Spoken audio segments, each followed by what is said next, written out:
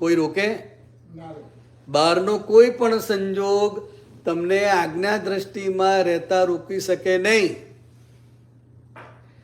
કારણ કે આજ્ઞા દ્રષ્ટિ એ તમારો આંતરિક પુરુષાર્થ છે.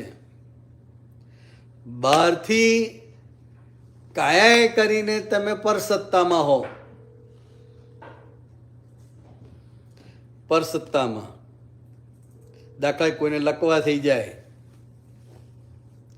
તો એ પરસત્તામાં આવી જાય કે ના આવી જાય? પણ અંદર આજ્ઞા દ્રષ્ટિ પરસત્તામાં જતી રહે? તો કે આજ્ઞા દ્રષ્ટિએ કરીને સ્વતંત્ર છે. આજ્ઞા દ્રષ્ટિએ કરીને બધા સ્વતંત્ર છે. અને એ સ્વતંત્રતાનો લાભ જે દાદા ભગવાને કહ્યું કે અમે તમને સ્વતંત્ર કર્યા છે. તો કઈ રીતે સ્વતંત્ર કર્યા? તો કે આજ્ઞા દ્રષ્ટિએ કરીને સ્વતંત્ર કર્યા. સમજાય? 5 આજ્ઞા દ્રષ્ટિએ કરીને તમે સ્વતંત્ર છો. બહારના સંજોગોમાં તમારા આર્થિક સામાજિક ઘણું બધું આવે. દાખલા શિકાગો ગુરુ પૂર્ણિમા હોય તો આપણે કે આવજો બધાય. બધાયના સંજોગો હોય પાછા. જવું ના જવું હજુ વિચારમાં હોય. દરેકના સંજોગો છે. આવવાનો ભાવ હોય પણ બીજા બધા સંજોગો હોય. પણ જ્યાં સુધી તમારો નિશ્ચય ના થાય કે મારે જવું છે ત્યાં સુધી કુદરત તમને સહાય ના કરે. અને જેવું તમારું નક્કી થાય કે મારે 3 દિવસ જવું છે એ પછી તમારે ઓફિસમાં રજા લેવાનો ટ્રાય ચાલુ થાય. ઘરના બધાને પૂછો, આજુબાજુનાને પૂછો. સમજાય? એટલે આ બધા સંજોગો છે. એટલે બાય રિલેટિવ વ્યૂ પોઈન્ટ અને by real view point. Real view point એ કરીને બધા અભેદ છે. શુદ્ધાત્મા દ્રષ્ટિએ કરીને બધા અભેદ છે ને. અને બાય રિલેટિવ વ્યૂ પોઈન્ટ કરીને બધા મહાત્મા ખરા. દરેકની વ્યક્તિગત પ્રકૃતિ છે. વ્યક્તિગત સુટેવો કુટેવો છે. ઘરની વ્યક્તિઓ મહાત્મા તરીકે દેખાય. બહારથી મહાત્મા હોય તો જય સચ્ચિદાનંદ જય સચ્ચિદાનંદ કરો. એટલા જ ઉલ્લાસથી ઘરની વ્યક્તિઓને થાય જય સચ્ચિદાનંદ. એ મહાત્મા નથી? તો શું નડે? નજીક આવતા રહો. સમજાય?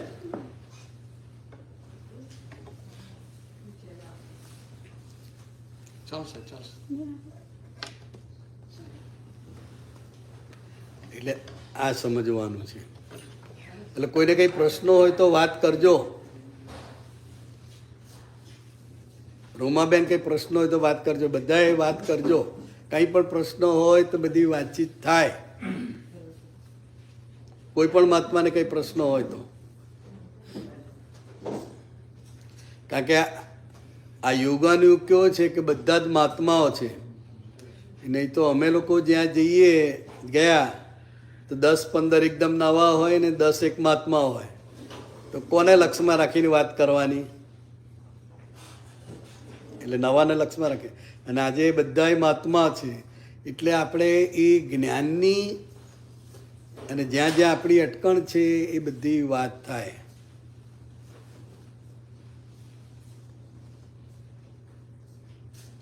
અને દાદા ભગવાને જગતને નિર્દોષ જોયું. જગત નિર્દોષ જ છે. અને એમણે જગતને નિર્દોષ જોયું તો કયા આધારે? તો કે આ વ્યવસ્થિત શક્તિ જ કરતા છે. તો એ વ્યવસ્થિત શક્તિ કરતા છે એ એમની સમજણમાં કેવું દ્રઢ હશે. અને એ પોતે કહેતા હતા કે આ વ્યવસ્થિત શક્તિ કરતા છે એ તીર્થંકર ભગવંતોની સમજમાં હતું પણ બહાર મૂકેલું નહોતું. અને આ કાળમાં આ દાદા ભગવાનના નિમિત્તે વ્યવસ્થિત શક્તિ કરતા છે એ આજ્ઞા તરીકે મૂક્યું. તો કે આ અમારી 30 અવતારની શોધખોળ છે. શું છે? 30 અવતારથી શોધખોળ છે કે કોણ કરે છે ખરેખર. હું કરું છું, આ કરે છે, ભગવાન કરે છે, કે ખરેખર કરે છે કોણ? એટલે કવિરાજે કહ્યું કરે છે કોણ એ સમજે તો ઉકલે કાયમી કોયડો. એક જ લાઈન. કરે છે કોણ એ સમજે તો ઉકલે કાયમી કોયડો. એ આપણને ત્રીજી આજ્ઞા તરીકે આપ્યું કે કોણ કરે છે. જગત નિયંતા વ્યવસ્થિત શક્તિ એટલે કોઈ વ્યક્તિ નહીં, કોઈ ભગવાન પણ નહીં. ઇંગ્લિશમાં એને કહ્યું ઓનલી સાયન્ટિફિક સર્કમસ્ટેન્શિયલ એવિડન્સ. એટલે એનો મિનિંગ શું થાય કીર્તિ? ઓનલી સાયન્ટિફિક સર્કમસ્ટેન્શિયલ એવિડન્સ એટલે વૈજ્ઞાનિક સંયોગિક પુરાવાઓ. તમને સમજાય, તમને ના સમજાય, દેખાય ના દેખાય એવા ઘણા બધા કારણો ભેગા થઈને આ કાર્ય થાય છે. પણ આપણને આ આખી વ્યક્તિ જ દેખાય છે. કાને ફોડી ન ખાય ના, ફોડી ના ખાય પણ દેખાય છે આજ. તમે આમ કેમ કર્યું, તમે આમ કેમ ના કર્યું, એ જ ચાલ્યા કરે છે ને. ઝઘડીએ છે ને એના કારણે જ ને. પણ ક્યારેય આજ્ઞાનો ઉપયોગ કર્યો કે વ્યવસ્થિત શક્તિ કરતા છે એટલે શું? વ્યવસ્થિત શક્તિ એટલે ભાવેશ તારે હે સીધો હાથ દેખાય તો કે દેખાયા, પણ આ કયા આધારે ચલાવે છે, એને કોણ ચલાવે છે? વ્યવસ્થિત.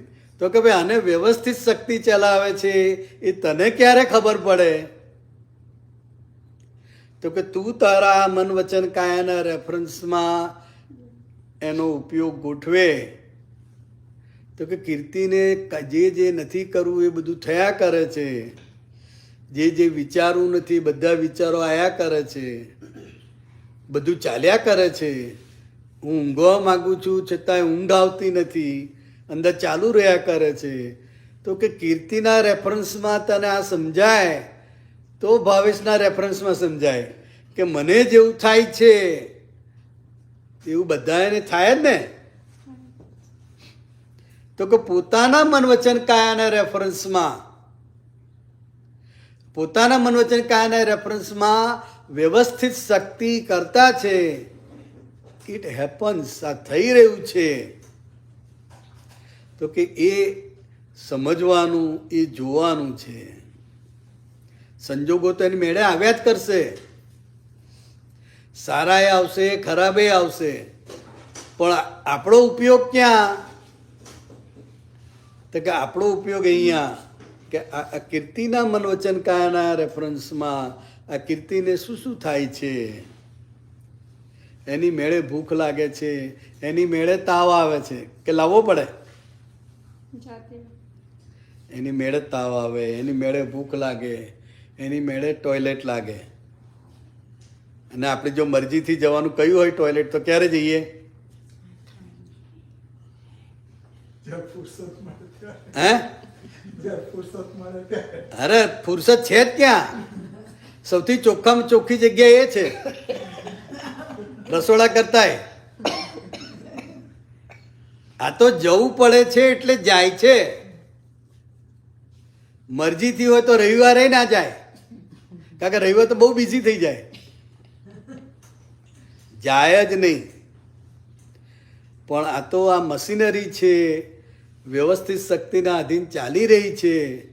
એટલે એની મેળે બધું ચાલ્યા જ કરે છે. અને કોલ આવે જવું પડે. એટલે આ બધું એની મેળે થયા કરે છે. હવે એ સમજાય કીર્તિના શરીર દ્વારા એની મેળે જ થયા કરે. વાળ પણ એની મેળે સફેદ થાય ને કે કરવા પડે? ના કરવા હોય તોય કાળા કરવા પડે, તોય પાછા એવા જ થઈ જાય. પણ હવે એ સફેદ વાળ ને અરીસામાં જુએ તો શું થાય? ધ્રસકો પડે કે ના પડે? હાય હાય કે હું આવી લાગુ છું. પણ એક આટલા વાળ તને હાય હાય બોલાવી દે તો કે સૌથી વધારે મોહ વાળમાં છે. પહેલા રાજા મહારાજાઓ મુગટ હતા અને અત્યારે કળિયુગમાં સૌથી વધારે મોહ વાળ પ્રત્યે છે. વાળ ખરે એમ ચિંતા વધતી જાય. રોમાબેન, ચિંતા વધે ને વાળ ખરે?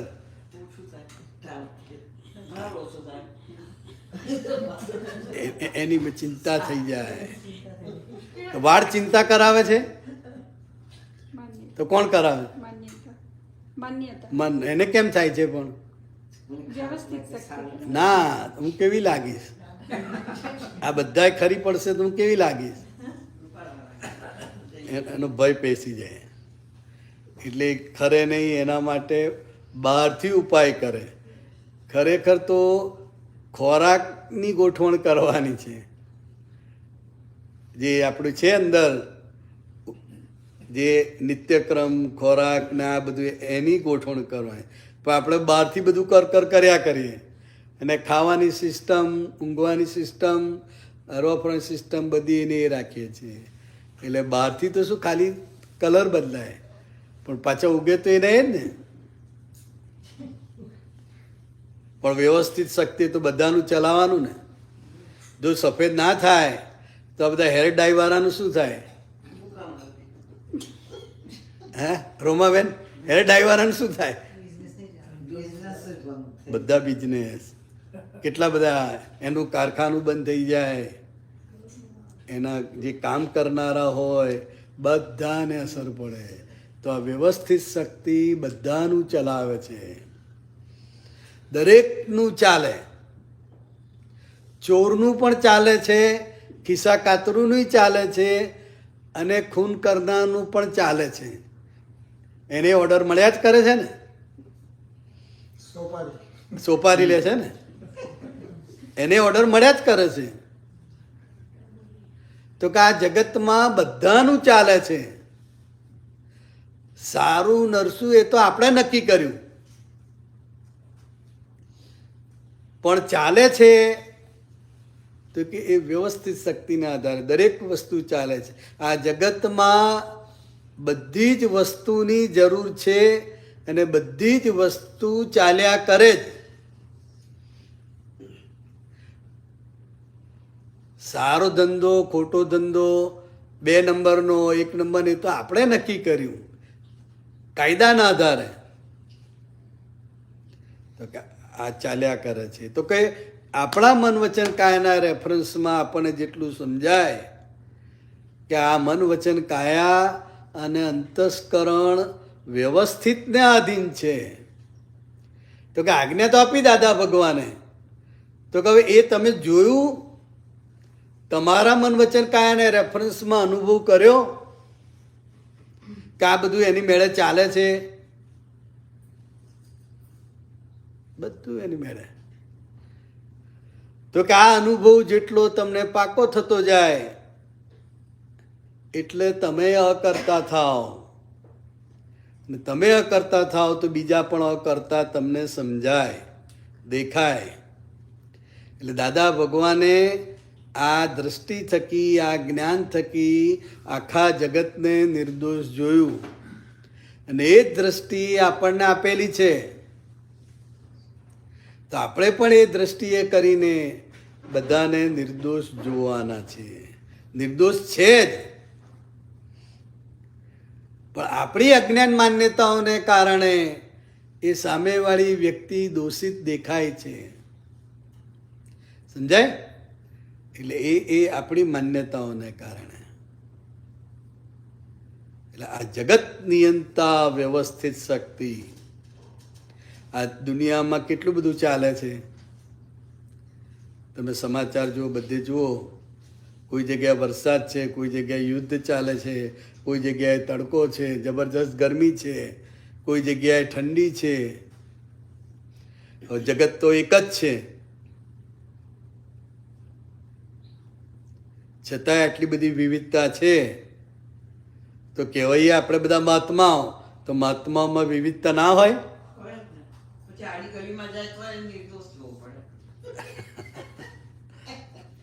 વિવિધતા, કારણ કે એને આ સંજોગ તો ભેગો થયો ને, એની સમજણ બદલનાર સંજોગ તો ભેગો થયો ને, ત્યારે જે બદલાયો ને, તો કે એ રીતે આપણે એને નિર્દોષ જોવાનો છે. મહાત્મા એ મહાત્મા જ છે, પછી ગમે ત્યાંનો હોય, ગમે તેનો હોય, પણ એ મહાત્મા છે. એટલે આપણી દ્રષ્ટિમાં એ સંપૂર્ણ અકર્તા છે. એ સમજણ ફિટ કરવાની છે. કયા એંગલથી? બધા એંગલથી એને સમજણ ફિટ કરવાની છે. એ ત્યારે આ જગત નિયંતા વ્યવસ્થિત શક્તિ સમજાશે. આ એક જ આજ્ઞા એવી છે કે આ આજ્ઞા તમને સમજાય તો સામે છેડે કેવળ જ્ઞાન છે. આ જગત નિયંતા વ્યવસ્થિત શક્તિ એ તમને સમજાય પૂરેપૂરી, એટલે કેવળ જ્ઞાન પ્રગટ થાય. આપણને બધું સમજાતું નથી, દેખાતું નથી, એટલે આપણે એકાદ બે એંગલના આધારે આપણે એના પર ગુનો ઠારવીએ છીએ. દાખલા તરીકે તમે ઇન્ડિયામાં હો અને શાક માર્કેટ પાસેથી પસાર થાવ છો અને એક કાચો ગાયને 2-3 લાકડી મારે છે જોરથી, તો શું થાય તને? શું કરવા મારે છે? કોના પર દયા આવે? ગાય ઉપર. અને પેલા કાચિયા ઉપર નિર્દયતા આવે. તે તો ખાલી આટલું જ દ્રશ્ય જોયું છે, પણ આખા દિવસમાં ગાયે શું કર્યું છે તને ખબર નથી. હે?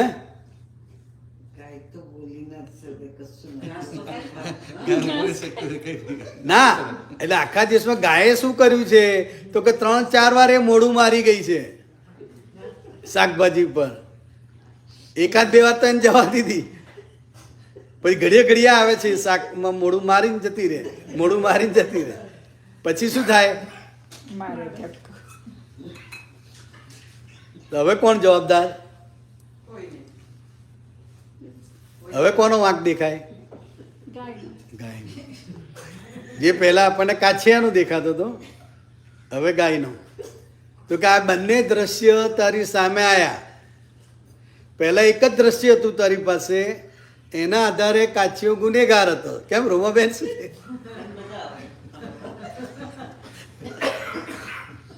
એના આધારે કાછિયો ગુનેગાર હતો અને ગાય પર દયા. આ એક જ દ્રશ્ય. એટલે આને આપણે એક વ્યૂ પોઈન્ટ કહો ને, પછી બીજું વ્યૂ પોઈન્ટ આ રજૂ કર્યું, પછી ગાય ઉપર થાય ના થાય. તો કે આટલી ખાલી 2 દ્રશ્યો તને સમજાયા તોય કેટલું ક્લિયર થઈ ગયું અંદર. તો કે આવી રીતે ચારેય બાજુથી બધું તને સમજાય તો પછી કોઈના પર રાગદ્વેષ થાય? થાય કોઈને? તો કે આપણે 1 કે 2 વ્યૂ પોઈન્ટ થી જોયા કરીએ છીએ. તમે અત્યારે જોયું તો સ્થૂળ સ્વરૂપે જોયું, બરાબર? કોઈ અને માયરું ગાય. હા.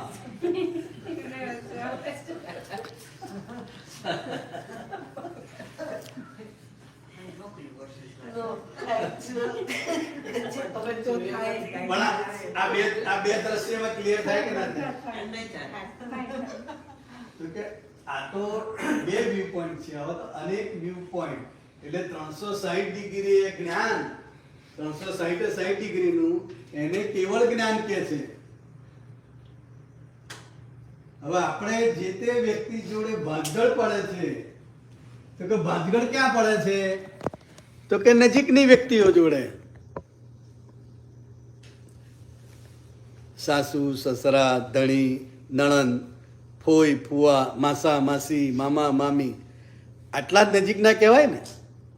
અને આટલા જોડો જ ભાંજગળ છે ને. બીજી બધી જગ્યાએ તો કેમ છો મજામાં મજામાં આવજો. સારું બહુ સારું બહુ સારું. પણ ભાંજગળ ક્યાં છે તો આટલામાં જ. તમે જોજો આ 10-15 જે સંબંધ છે એટલામાં જ બધી ભાંજગળ છે. અને એટલામાં જ કોઈની જોડે બોલતા નથી અને કોઈની જોડે વધારે બોલો છો. એટલે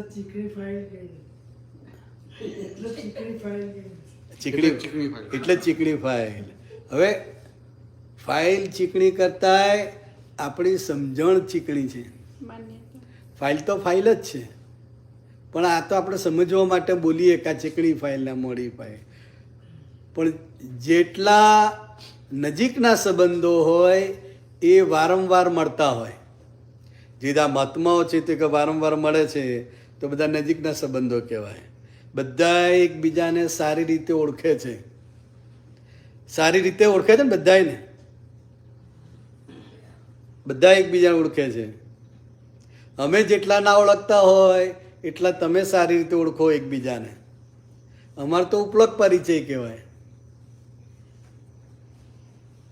મહાત્માની ભૂલ દેખાય કે ના દેખાય? દેખાય ને. દેખાય છે ને. કેમ દેખાય છે? ના પણ દેખાય છે કેમ? એની ભૂલ કરતા દેખાય છે. તો કરતા દેખાય એટલે શું તો કે આપણી ડિઝાઇન પ્રમાણે એ કરતો નથી.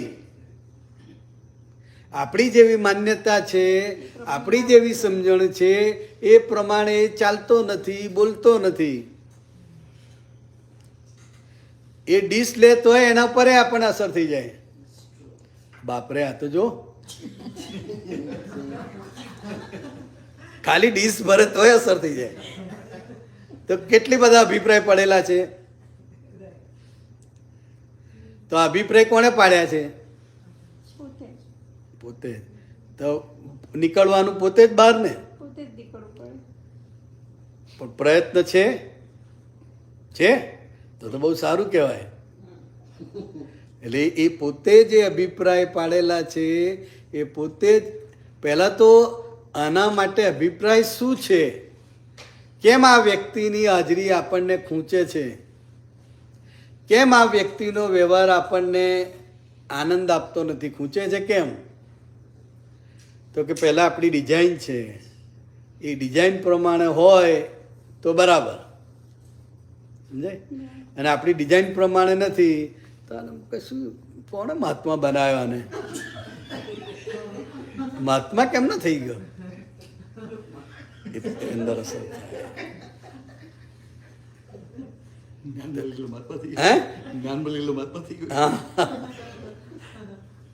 એટલે હવે એ તો એની મસ્તીમાં જ છે.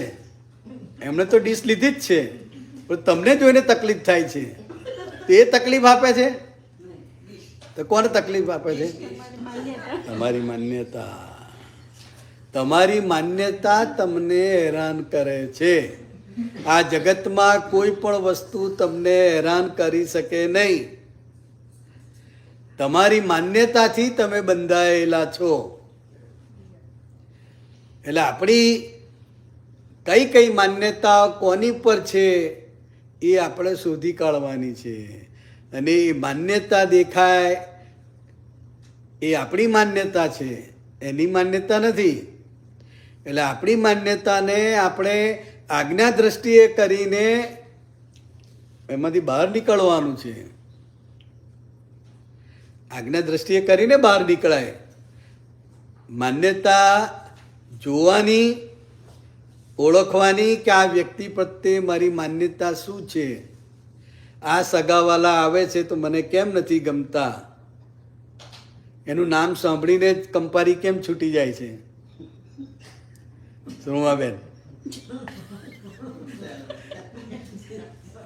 તો કે પહેલાં આપણે જાણવું પડે, પછી આજ્ઞા દ્રષ્ટિ કે ભાઈ એ કોણ છે. માન લો કે આપણા ફોઈ છે, તો એ ખરેખર ફોઈ છે કે આપણા હિસાબના આધારે આપણને, તો કે એ હેરાન કરે છે, તો કે આપણી માન્યતા હેરાન કરે છે. કેમ આપણા ઘરે આવે છે, તો કે વ્યવસ્થિત શક્તિ તમારો હિસાબ છે માટે વ્યવસ્થિત શક્તિ ભેગા કરે છે. જાય અને એ શુદ્ધાત્મા છે, આ શુદ્ધાત્મા છે. આ દેહનો દેહ સાથેનો હિસાબ છે. કીર્તિનો ફોઈ પણ દેહધારી ને, તો કે બેયનો દેહધારીનો હિસાબ છે. આમાં શુદ્ધાત્માને કંઈ લાગે વળગતું નથી, પણ એ જે દેહના હિસાબ છે, દેહના હિસાબ એ કર્મના પરમાણુ છે. શું છે? કર્મના પરમાણુથી આ દેહનો હિસાબ છે. તો હવે તારે મોક્ષે જવું છે, મુક્ત થવું છે, તો વ્યવસ્થિત શક્તિ એને મોકલી જ આપે ને કે ભાઈ આને છોડાવો. જાતે તો છૂટાય એવું નથી.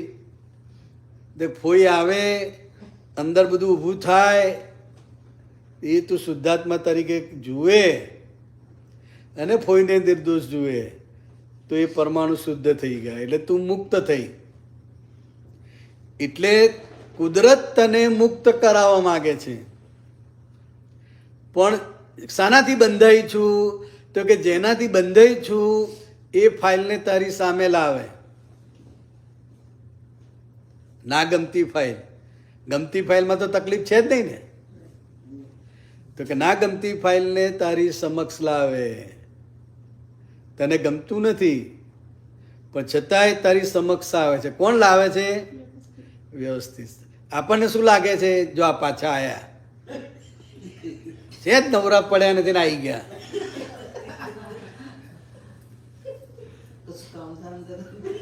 આવી ગયા કે છે, તો એને હજુ તો આયા નથી, ખાલી આવવાનો સમાચાર જ છે.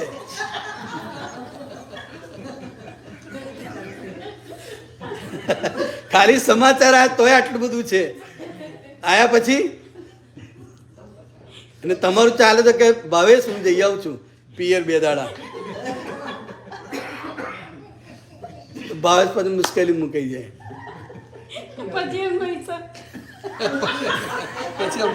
અરે તને એમ થાય કે હું છોડીને જતી રહીશ તો હું ફ્રી થઈ ગઈશ, તો કે ના, હિસાબ બાકી છે.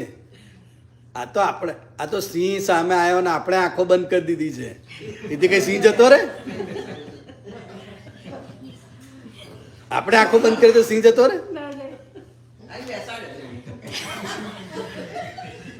એ આપણે ખસી જવું, છટકી જવું એ જ્ઞાનનો રસ્તો નથી. જ્ઞાનનો રસ્તો ફાઇલોનો સંભાવે નિકાલ આપણે ઊભી કરેલી છે, માટે આપણે જ એનો નિકાલ કરવો પડશે. અને કુદરત તમને હેલ્પ કરે છે. તું તો બોલાવતી જ નથી કે ફોઈ આવજો, એવું કહેતી નથી, પણ છતાંય ફોઈ આવે છે. તો કુદરત જ હેલ્પ કરે છે ને. કોને છોડાવવા માંગે છે? કીર્તિને. ને ફોઈને પણ છોડાવવા માંગે છે. એટલે કીર્તિને છોડાવવા માટે વ્યવસ્થિત શક્તિએ આ સંજોગ ભેગો કર્યો છે. હવે આ સમજણ રે, અને આ સમજણ આપણે ગોઠવવાની છે, તો તું મુક્ત થઈ જાય, તું અસરમાંથી મુક્ત થઈ જાય. આપણે આરોપ ફોઈ પર જ ના કરે, એને લીધે હું હેરાન થઉં છું, એ હેરાન કરે છે, સમજતા નથી કશું. હમણાં કહે છે કે ચાલાય, એના પર આરોપ, તો કે એ નથી, એ તો તારા કર્મનો પડછાયો છે. મૂળ અહીંયા છે, કર્મના સંસ્કાર અહીંયા છે. સમજાય? એટલે એ કર્મના સંસ્કાર ભોગવવાના બાકી છે, ખાલી થવાના બાકી છે. માટે વ્યવસ્થિત શક્તિ ફોઈને પ્રેરણા કરે છે કે જાઓ કીર્તિના ઘરે, તો કે મુક્ત કરાવવા આવ્યા છે. હવે આ સમજણ આપણી રે તો તો આપણે કેટલા મુક્ત થઈ જઈએ. એટલે દરેક સંજોગ આપણને મુક્ત કરાવવા આવે છે, ગમતો કે ના ગમતો. ગમતા સંજોગમાં કોઈને તકલીફ નથી, કોઈને તકલીફ નથી. ના ગમતો સંજોગ આવે, અપમાન આવે, ઉપેક્ષા થાય, સામું બોલે, આવા સંજોગ આવે ત્યારે તકલીફ થાય કે મને જોડે આવું કેમ, મને આવું કેમ બોલ્યા, મારું અપમાન કેમ કર્યું. તો કે ના ગમતા સંજોગમાં જ પ્રશ્ન છે, ગમતા સંજોગમાં કોઈ પ્રશ્ન જ નથી. ગમતા એ બંધન કરતા તો ખરા. બંધન કરતા ખરા, પણ અત્યારે તમને હેરાન કોણ કરે છે? ગમતા સંજોગ કે ના ગમતા? ના ગમતા. ના ગમતા. એટલે જે આપણે વિતરાગ થવાનું છે, વિતરાગ થયા તો કે એટલે દ્વેષમાંથી બહાર નીકળવાનું છે. પેલા ગમતા સંજોગ છે, રાગના છે, એ છેલ્લા વ્યક્તિગત પુરુષાર્થ કરીને મુક્ત થવાનું છે. અને આ જે દ્વેષના સંજોગો છે એ બધા નિમિત્તો તને દેખાશે, નિમિત્તોનો વાંક દેખાશે. સમજાય? ઇનામ મળે તો તને એમ થાય કે હું ગરબા સારી રીતે ગાઉં છું એટલે મને ફર્સ્ટ પ્રાઇઝ મળ્યું. એમાં પેલો ગુનેગાર દેખાય, મેં કર્યું એટલે. અને અપમાન કરે ત્યારે મેં સારું કર્યું એટલે અપમાન મળ્યું, એવું થાય. તે વખતે ગુનેગારે તો બંનેમાં ગુનેગાર આપણે જ છે. પેલામાં આપણને એમ લાગ્યું કે આપણે ગરબા ગયા સારી રીતે અને ફર્સ્ટ પ્રાઇઝ આપણને મળ્યું. પેલામાં અપમાન જે મળે છે તો કે એ પણ એવું જ છે, તમે કર્યું છે માટે તમને આપે છે. હા, જરા જોરથી બોલજો. મારી ડોટરને આ બધા સંજોગ ઉભા થાય તો આ બધું હું મને કહું કે ભાઈ શુદ્ધાત્મા છે, સામેવાળાને શુદ્ધાત્મા જોવાના, રાઈટ? આ તો વ્યવસ્થિત શક્તિ મોકલે. જ્ઞાન લીધેલું છે એને. તો એ મને શું કહે ખબર છે? Why every time I have to bend backward. શા માટે મારે જ? All the time why I have to do it. સામેવાળાને કશું કરવાનું જ નહીં. હવે સામેવાળાને તમે કશું કરી શકો એમ નથી. જેને મુક્ત થવું છે, જેને મોક્ષે જવું છે, એણે ફક્ત પોતાની ભૂલ જોવાની છે. અને સામેવાળી વ્યક્તિ નિમિત્ત છે, એ નિમિત્ત છે એ સમજાય તો જ પોતાની ભૂલનો સ્વીકાર થાય. પણ જ્યાં સુધી એણે કર્યું એટલે મારે એને કહેવું તો જોઈએ જ ને, કહેવું તો પડે જ ને, એવું સમજણ છે, ત્યાં સુધી એને પોતાની ભૂલ દેખાય નહીં ને સમજાય પણ નહીં. એટલે એને એમ થાય કે મારે જ કેમ દર વખતે મારે જ પાછા જવાનું. તો કે આ વિજ્ઞાન દ્રષ્ટિ એવી છે કે જેણે મુક્ત થવું છે, જેનો હાથ પથ્થર નીચે આવ્યો છે, એણે જ ધીમે રહીને કાઢવાનો છે. આમ તેમ કરીને ઊંચો નીચો કરીને કાઢવાનો છે ને. જે ટ્રાફિકમાં ફસાયો છે એણે જ ટ્રાફિકમાંથી બહાર નીકળવાનું છે, જે ફસાયો નથી એને નીકળવાનું છે. તો કે જેણે ફસાયો છે પણ એને સમજાય કેવી રીતે? તો કે આ જ વ્યક્તિ મને કેમ બોલ બોલ કર્યા કરે છે, આ જ વ્યક્તિ મારું અપમાન કેમ કરે છે, આ જ વ્યક્તિ મને ઉપેક્ષા કેમ થાય છે. અને જોઈતું નથી ને આવે છે. અપમાન જોઈએ છે કોઈને? ઉપેક્ષા થાય કોઈને ગમે છે? તો નથી ગમતું ને આવે છે. આપણને લાગે શું કે એણે આપ્યું? તો કે આ આંખોથી જેટલું તમને દેખાય છે, જેટલું સમજાય છે, તો કે આ વિનાશી દ્રષ્ટિ છે, માટે બધું વિનાશી હોય અને ભ્રમિત કરનારું હોય. આ આંખોથી દેખાય બધું જ. એટલે આજ્ઞા દ્રષ્ટિને ચર્મચક્ષુ કહ્યા નહીં, પણ શું કહ્યું? જ્ઞાન ચક્ષુ, દિવ્ય ચક્ષુ. દિવ્ય ચક્ષુ એ સમજણ છે, એક્ઝેક્ટ સમજણ છે, એક ચક્ષુ નથી. એ તો આપણે શંકર ભગવાનને ત્રીજું નેત્ર અહીં દોરવું પડે, નહીં તો કઈ રીતે બતાવી શકીએ દિવ્ય ચક્ષુને આપણે? એટલે પ્રતીક સ્વરૂપે મૂકવું પડે અહીંયા. પણ આ દિવ્ય ચક્ષુ એ એક્ઝેક્ટનેસ છે. શું છે? એક્ઝેક્ટ સમજણ. એ દિવ્ય ચક્ષુ છે.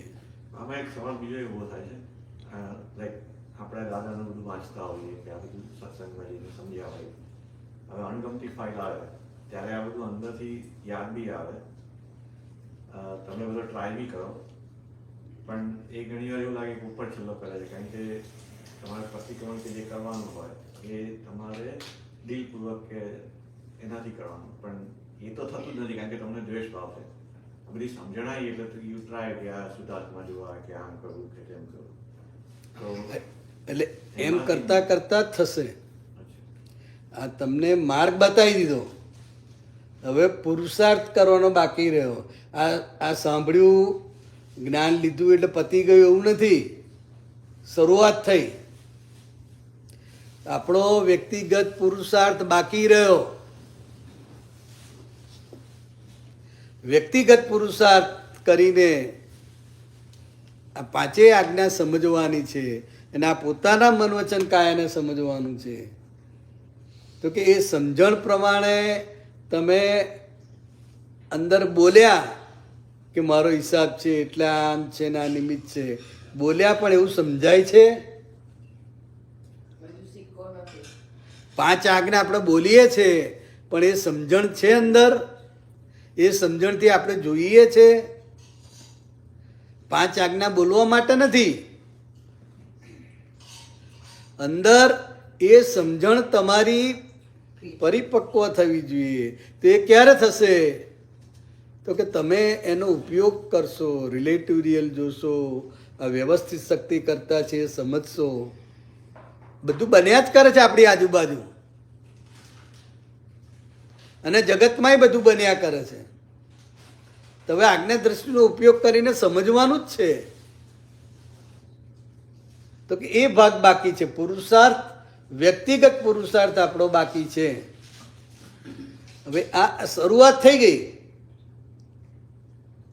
શરૂઆત થઈ ગઈ. હવે લાકડું આટલું મોટું હોય અને આપણે 2 ઇંચનું પાટી જોઈએ છે તો શું કરવું પડે? પછી વધારે છોલ કરવું પડે ને.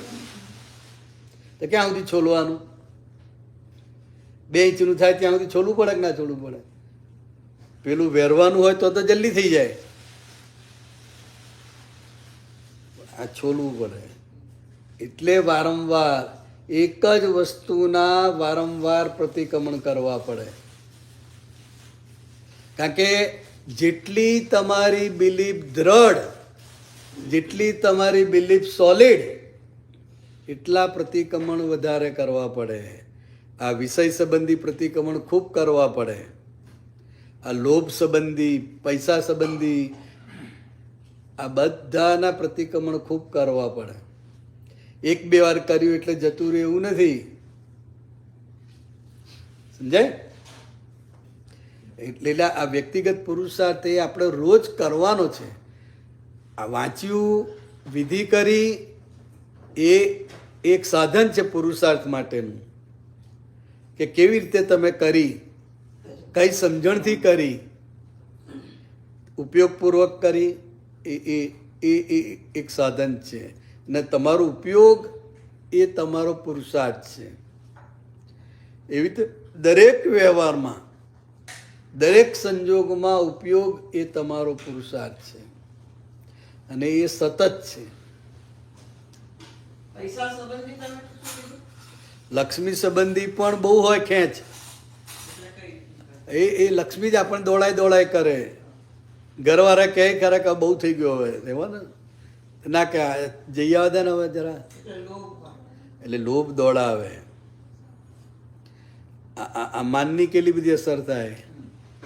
અસરો પણ એ પ્રકૃતિની થાય છે. એટલે એ પ્રકૃતિને થાય છે ને. અને દાદાએ શું કીધું છે? મન વચન કાયા શું છે? શું છે? કુદરતી રચના. કુદરતી રચના છે. બરાબર. કુદરતના કોના તાબામાં? કુદરતનો. બરાબર. આ મન વચન મનના વિચારો કે આપણા સત્તામાં નથી. આ વાણી કીધું પર ને પરાધીન છે. બરાબર. અને કાયા એ કુદરતી રચના, કારણ કે 5 તત્વ બનેલું શરીર, 3 બેટરીઓ એ ચાર્જ થઈ, પાછળના ભાગની અત્યારે કંપન પણ ડિસ્ચાર્જ થઈ ગઈ છે. એટલે એ તમે માનો છો કે આ છે, પણ જ્યારે અપમાન કરે છે ત્યારે એને અસર થાય છે. તમે કોણ છો? તો કે હું નિશ્ચય નિર્ણયથી કેવળ શુદ્ધાત્મા છું. તો કે આ શું? એટલે એ વખતે શુદ્ધાત્મા છું અને આ અસર હેમાબેનને છે. Negative ને real. આ બે આજ્ઞા આવી ગયા. તો આપણે એ જ વાત કરીએ છીએ ને. હા. એટલે કુદરતી રચના જ્યાં કહ્યું તો કુદરત જ એને કુદરત ચલાવી છે, આને કુદરત ચલાવી રહી છે. બેના કર્મના હિસાબથી ભેગા થાય છે. ભેગા થાય. અને છૂટા પડે છે. બરાબર. હવે અંદર જીત બહાર ઝઘડે તો આપણે અંદરની દ્રષ્ટિમાં જો આજ્ઞામાં રહ્યો તો છૂટી ગયો. બસ આપણે એ જ કહેવા માંગીએ છીએ. પછી એને આમ કરવાનું, એનું આ શોધવાનું કઈ રહ્યું જ નહીં, કારણ કે કુદરતના તાબામાં છે. કુદરત કરે છે, પણ એ વિગતે તમારે સમજાશે ત્યારે ને. તમને તો વ્યક્તિ દેખાય છે. હા, એટલે પહેલા આજ્ઞા તમે જે મૂકીને રિલેટિવ અને રિયલ. હા. રિયલી શુદ્ધ એ તો દરરોજની પ્રેક્ટિસ જોઈ છે, જેને મોક્ષે જવું છે એને છૂટવું. બસ હું એ જ કહેવા માંગુ છું. સંસારમાં ભટકવું હોવાની ઇન્ટરેસ્ટ હોય ને ત્યાં સુધી સાહેબ આ મનનું ચિંતન મનન કરી શકતા નથી. બરાબર. અને એમાં આ બધી પ્રતિક્રમણો કરવા પડે. પ્રતિક્રમણ ક્યારે? કે તું કુદરતી રચના જો ને, મન વચન કાયા એ મોટા મોટું પ્રતિક્રમણ તું છૂટી ગયો. હું શુદ્ધાત્મા, એ શુદ્ધાત્મા, અને આ બધું શું? તો કે કુદરત એ જ વ્યવસ્થિત શક્તિ, વ્યવસ્થિત શું સંજોગોના ભેગા થવું ને છૂટા પડવું. બરાબર. કારણ કે મન વચન કાયાના સંજોગો ભેગા થાય છે, છૂટા પડે છે. વ્યક્તિ તો કે હિસાબથી આવે છે. ઘરમાં ભેગો થાય છે એ હિસાબ કર્મના હિસાબથી ભેગો થાય છે. અને જશે ત્યારે ટાઈમ પડતા રડે કે કેમ જતા રહ્યા? તો કે પ્રેમ છે. તો અજ્ઞાનતાથી બંધાયો તો એને વ્યક્તિ તરીકે જોઈને શુદ્ધાત્મા જોયો નહીં, અને બહારના ખોખાને પોતાના માન્યો. બરાબર. પોતાના માન્યો એટલો એ બંધાયો.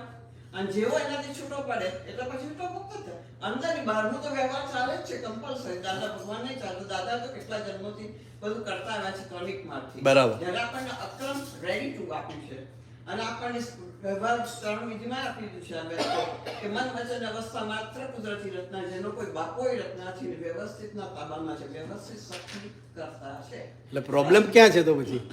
પ્રોબ્લેમ કશો નહીં. આ ડિટેલમાં જાજા તમે રહ્યું જ નહીં ને. મુખ્ય વસ્તુ જ આટલું તમને ક્રીમ માખણ આપી એટલે એ 5 આજ્ઞા જે આપણે વાત કરીએ છીએ ને, બસ. પછીથી આ ભાઈને જે પ્રોબ્લેમ થાય છે તો કે એનું ચિંતન મનન કોન્સ્ટન્ટ ઉપયોગ થવો જ જોઈએ. અને નહીં થાય તો આ પ્રોબ્લેમો થાય. બરાબર. અને અંદરની અટકણો ઊભી થાય. બરાબર. એક્વાઇઝ ક્યાં ગયો? પણ એ ચિંતન મને કે હવે મારે છૂટવું જ છે, એ નક્કી થઈ ગયું છે કે હું ખરેખર નથી, અને ખરેખર મારે હવે આમાંથી મુક્તિ લેવી છે. આ બદલો બધા એટલે આપણે વાત કરીએ કે વ્યક્તિગત પુરુષાર્થ, વ્યક્તિગત પુરુષાર્થ જેટલું થશે, સમજાશે તો જ ઉકેલ આવશે. જેટલું એના માટેનું ચિંતન મનન હશે ત્યારે જ એ ખુલશે. બાકી સાયન્સ ખુલે એવું છે નહીં, કારણ કે વિજ્ઞાન છે, અક્રમ વિજ્ઞાન. બરાબર. કરેક્ટ. એમાં અંદરની દ્રષ્ટિનો ઉપયોગ. આ બહારની દ્રષ્ટિ તો ખાલી ખોખાની છે. અંદરની દ્રષ્ટિ, બહારથી દ્રષ્ટિથી વાંકો ચૂકો ઊંધો આડો અવળો બધું દેખાય. એટલે એ કામ કરે છે ને. એ પણ અજ્ઞાન દ્રષ્ટિ પાછળની લઈને આવ્યા છો એ. બસ. એ તમને તાર રિઝલ્ટમાં લાવી રહી છે. અંદરની જ્ઞાન દ્રષ્ટિ બેઠી છે તૈયાર આજ્ઞા રૂપે કે તમે જે રૂપે કુદરત ચલાવી છે. વ્યવસ્થિત શક્તિ તો કે સ્વાયત્ત શક્તિ શું? સંજોગો એટલે શું? કુદરત.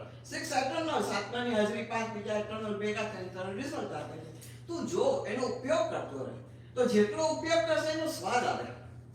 એનો સ્વાદ આવે છે. પછી તેમાં પડવાનું મન આ પડવા જશે, પણ પોતે મુક્ત રહેશે. બરાબર. આ પડનારો જુદો, કારણ કે પ્રકૃતિ જુદી ને આત્મા જુદા. પ્રકૃતિનો એક પણ ગુણ આત્મામાં નથી, આત્માનો એક પણ ગુણ પ્રકૃતિ. સ્વાભાવિક અહીં બંને જુદા છે. સામિપ્ય ભાવને લઈને અંદર ભ્રાંતિ હું કરું છું, અને એનાથી આ બંધન ઊભું થાય છે. બરાબર. પણ જ્યારે જે આ બધા વાક્યો ગોખી કાઢ્યા છે મિકેનિકલ, હવે એનો ઉપયોગ આમ જોતા જઈએ. અંદર બુદ્ધિ તો બધું જ બતાવશે, પાછળનું અજ્ઞાન આમ હાજર છે, એની સામે જ્ઞાન. બે પેરેલ આની સામે, એટલે કે પુરુષાર્થ, બીજું કઈ છે જ નહીં. આ દિવ્ય દ્રષ્ટિ. બરાબર. બીજી લાવશો ધીરે. બીજી છે જ નહીં ને. અંદરની દ્રષ્ટિ. આ બહારની તો ક્યાં કરશે ને છોડશે નહીં તમને પાછળનું અજ્ઞાન. આવવાનો તમારી સામે તકનો ભાગ એ છે આખો વચ્ચેનો અંતસ્કરણ કે હું આ છું ખરેખર, અને આને પ્રોબ્લેમ છે. આખી પ્રકૃતિ ડિસ્ચાર્જમાં છે, પરને પરાધીન છે, કુદરતના તાબામાં છે. આ બધા વાક્યો ગોખી કાઢ્યા છે, પણ ઉપયોગ તો કે તો ઘડીએ કરવો પડશે. જેવી બુદ્ધિ થાય એટલે પાછો ઉપયોગ મૂકો. ત્યાર પછી એની મજબૂતાઈ પકડ આવી જાય. અને જેનો જે અંદર ઠંડક આપે ને, અંદર જે ક્ષમતા વર્તે, બહાર તો દુનિયા બધું કહેશે તમને, અંદર જે પોતાની વર્તે પોતાનું પુરુષાર્થ છે. અને ત્યાં દાદા ભગવાન છે અસલમાં. દાદા ભગવાન એમ પટેલ દાદા કે છે આખું જ્ઞાની પુરુષ ભમરડો અંદર જે પ્રગટ થયા એ દાદા ભગવાન છે. બરાબર. તો પ્રગટ થયું તો કે જ્ઞાન દર્શન દરેકમાં હું બેસી ગયો છું. મહાત્મામાં તો હાજર જ છે. ચૈતન્ય ધન સ્વરૂપે એવો શુદ્ધ આત્મા છું તો હાજર જ છે. ક્યાં કશે નમસ્કાર પણ પોતાને જ એટલે તો વિજ્ઞાન સ્વરૂપ અંદર દાદા પૂરણ તમે પણ એ જ છો. અને પણ પાછળ ને એમ પટેલ રૂપી મંદિર તારીમાં એ છે ને આખું જ્ઞાન જ છે. બધું જ્ઞાન છે. બતાવી દીધું છે. દરેક પદમાં જ્ઞાન જ છે. વિજ્ઞાન છે. આત્મા પોતે વિજ્ઞાન સ્વરૂપ છે. અને આ બધું તો અવસ્થાઓ ટેમ્પરરી છે, જતી રહી છે. આપણને ખબર પડે શ્વાસોશ્વાસ ખલાસ થઈ જાય છે ક્ષણે ક્ષણે. ગઈકાલની અવસ્થા પાછી નથી આવી, 5 મિનિટ પણ પાછી આવવાની નથી, પણ એને પકડી લે છે. પકડીને અંદર તન્મય આકાર થાય છે. ત્યાં આખું ગુનામાં આવે છે. જેવો છૂટો મુક્ત થાય એટલે પોતા સ્વતંત્ર છે. દાદા કે મુક્ત અહીંયા જ વર્તાવી જોઈએ. Cash bank of the divine solution કહી દીધું ને. આ 5 આજ્ઞાનો છે ને જે બધું અહીંયા જ છે. ડિવાઇન અહીંયા ડિવિનિટી અહીંયા જ વર્તાય કે હું કોણ છું ના. બરાબર. પછી ક્યાં રહ્યું? અને બુદ્ધિ બતાવે ભેદભાવ, પણ હું એનાથી મુક્ત થયો છું. પાછળનું અજ્ઞાન કામ કરી રહ્યું. તો કે દાદાએ શું કહ્યું? તારા છે તું કોણ છું અને આ શું ચાલે? પોતે મુક્ત રીતે વિચરી શકે એવો છે આ મહાત્મા. આપણે એ જ વાત કરીએ છીએ ને. આપણે હું એ જ વાત કરું છું. બસ તો પછી મને વાત કરવાનો અધિકાર ખરો ને? ખરો ખરો ને. અધિકાર અધિકાર ખરો ને દરેક. ના તો easy way out. માણસને ગુચાઈ જાય તો કે મન પર ચિંતન બને. બીજું તો શું નથી કહેવાનું મતલબ. બરાબર. પુરુષાર્થ પોતાનો સ્વયં જોઈશે. ગમે ત્યાં તમે આવીને જશો પણ કઈ વર્ષે દાદા ભગવાને આવી ગયા. દાદા કે મહાવીરની સભામાં બેસીને કેમ રખડ્યા? તો કે એનું પડી એટલે વ્યક્તિગત પુરુષાર્થ એ મેઇન છે. અને એ જ્યારે ફાઇલ નંબર 1 ઉપર આવે, હું શુદ્ધાત્મા જો ફાઇલ નંબર 1ની જે કંઈ છે એ એકને એના બીજી બધી ફાઇલ, તો આ બધી જે ફાઇલ છે એક છે તો બીજી બધી ફાઇલો છે. એક નથી તો બીજી આપણા માટે ફાઇલ નથી. ને ફાઇલ એટલે ઋણાનુબંધ, લેતી દેતીના જે હિસાબ છે, તો કે એ હિસાબ તો છે જ છેક સુધી.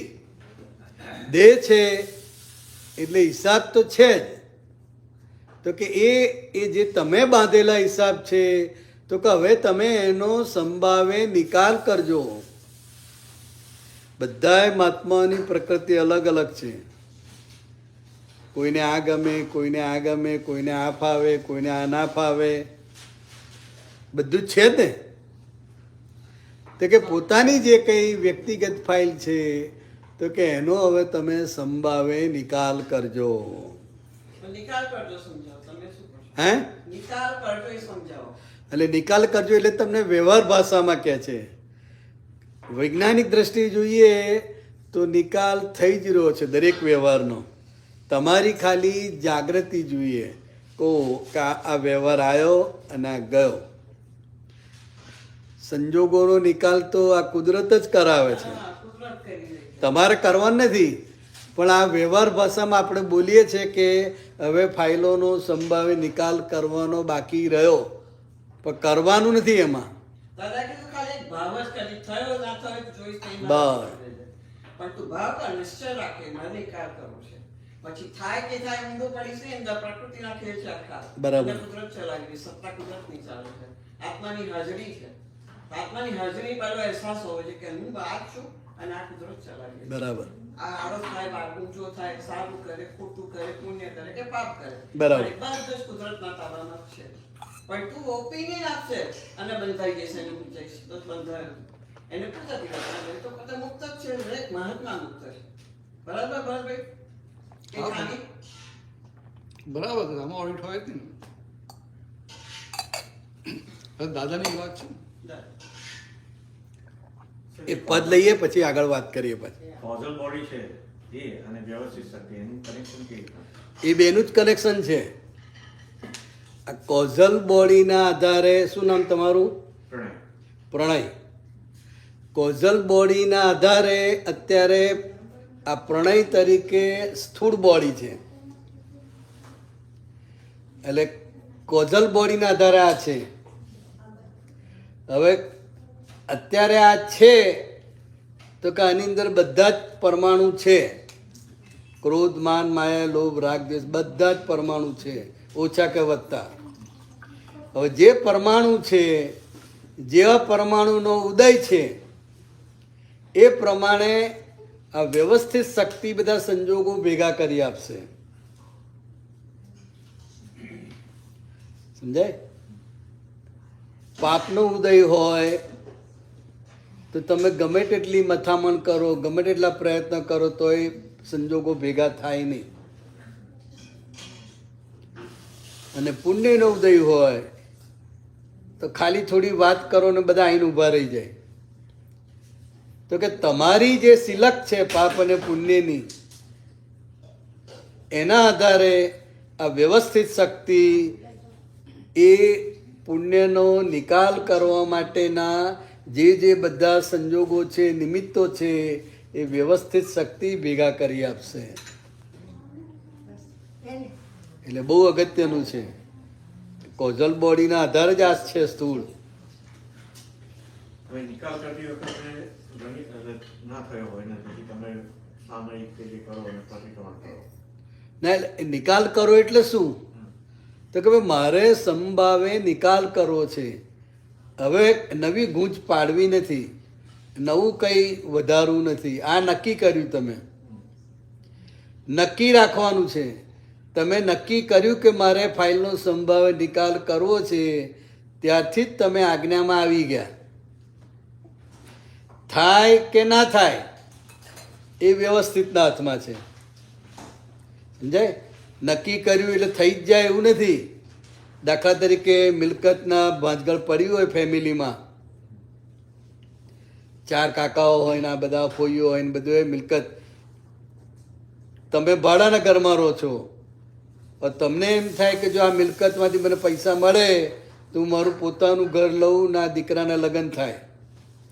એટલે તમે પ્રયત્ન કરો છો બધાને ભેગા કરવા. પેલા કે ભાઈ મને અત્યારે અનુકૂળતા નથી, પેલા કે મને અનુકૂળતા નથી. એ ભેગા કરવા માટે કેટલા પ્રયત્ન કરે. તો કે આ જે પ્રયત્ન થઈ રહ્યા છે એને ફાઇલનો સંભાવ નિકાલ કરો એ ભાવ છે, માટે એ તરફ જઈ રહ્યું છે. તરત થઈ જાય એવું નથી. સમજાય? પણ તમારો ભાવ અત્યારે તમારે શું છે કે મારે ફાઇલનો સંભાવે નિકાલ કરો છે. બસ આટલી જ તમારે આજ્ઞા પાડવા માટે આટલું નક્કી જ કરવાનું છે. થયો કે ના થયો એમાં પડવાનું નથી, અને એમાં તમે કશું કરી શકશો પણ નહીં. કે આ તો લાઈક હમણાં જસ્ટ એક્ઝામ્પલ આપું કે સવારે ઘણી વાર વિચારું રાઈટ કે ભાઈ આજે કામ કરતી વખતે કોઈના પ્રત્યે કોઈ એ ના થવું જોઈએ, રાઈટ? દાદા પર શક્તિ માંગુ. સવારે થોડી વખત સારું બધું ચાલે, રાઈટ? પણ પછી કામ ચાલુ થાય પછી બધું વિસરાઈ જાય ને બધું ભાવો ઉભા થઈ જાય ને બધું થાય. સાંજે વિચાર કરતા યાદ આવે કે આવું બધું થયું. એમ નહીં, શક્તિ માગી લીધી, સવારે વિધિ કરી લીધી, પછી તમારો ઉપયોગ છે એમાં?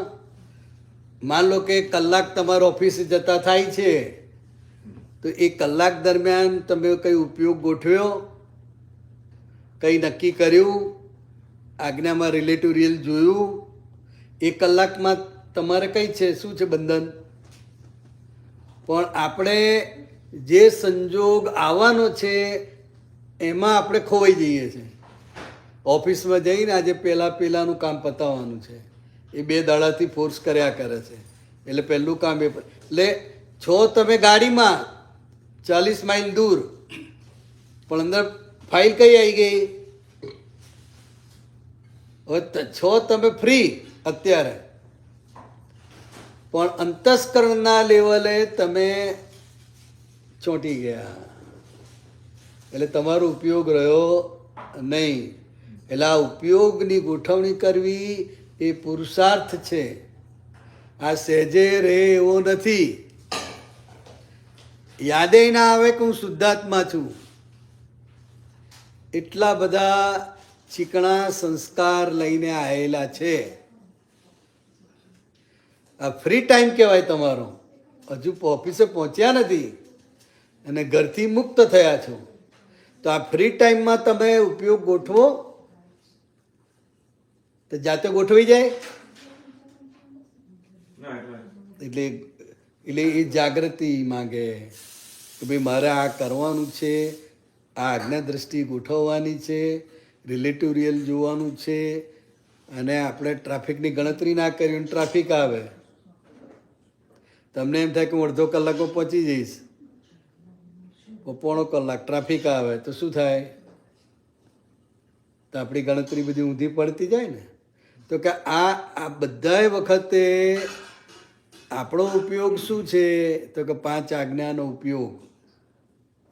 ટ્રાફિક આવ્યો એટલે પ્રણયને શું થાય છે અંદર એ જુઓ. પ્રણયને આનંદ થાય ટ્રાફિક આવે તો? અરે બહુ મોડું થઈ જશે યાર, અકળાયા કરે. તો કે ટ્રાફિક તમને કશું કરે છે? ટ્રાફિક તો આરામ આપે છે. હા, ટ્રાફિક તો આરામ આપે છે, પણ આરામ જોઈતો નથી.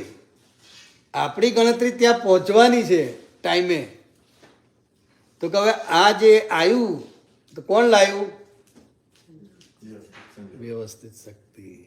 તો એ વ્યવસ્થિત શક્તિ સમજવાનું છે. પ્રણયને અકળામણ થાય, બસ હું હમણાં જ આવ્યો, 5 મિનિટમાં પહોંચું જ છું, તમે બધું તૈયાર રાખો, બસ 5 મિનિટમાં આવી ગયો. અને એ 5 મિનિટમાં તમે ફસાયા છો, અડધો કલાક થઈ ગયો છે. હવે તમે જે ટાઈમ આપ્યો છે, તમે જે નક્કી કર્યું છે, એ તમને ઊંચું નીચું કરાવે છે. બહારનું કોઈ સંજોગ ઊંચું નીચું કરાવતો નથી તમને. અને આ ટ્રાફિક જામ થયો એમાં તમે શું કરી શકો? કોને ખસેડી શકો? બહાર નીકળો, બહાર નીકળો, કે અહીંયા બહાર નીકળે ખસેડવા. આ તો અહીંયા તો સારું છે કે વચ્ચેથી ગાડી નીકળી જાય. ઇન્ડિયામાં તો બરાબર પાછળ હોય, ના આમ જવાય ના આમ જવાય. ફસાયો તો ગયો, ફરજિયાત તેણે કલાક 2 કલાક.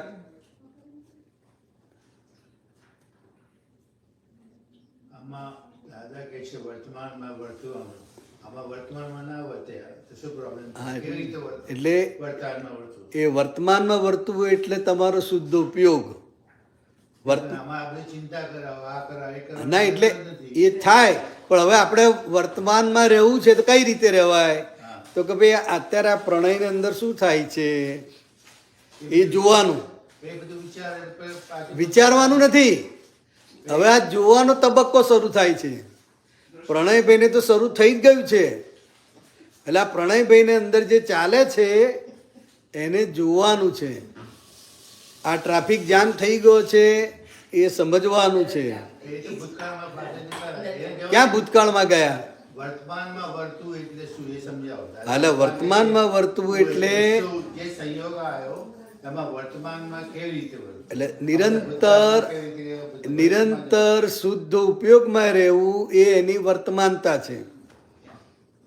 પણ એમાં તો રહેવાયું નહીં. અને એટલે રહેવું, રહેવું વર્તમાનતા બોલ્યા એટલે રહેવાય છે એવું નથી. સંભાવ નિકાલ કરવાનો તમે કહો છો, એનો અર્થ શું? હા, એટલે એ સંભાવે નિકાલ કરો. હવે આ સંજોગ આવી ગયો છે હા, તો હવે તમે શું કરી શકો?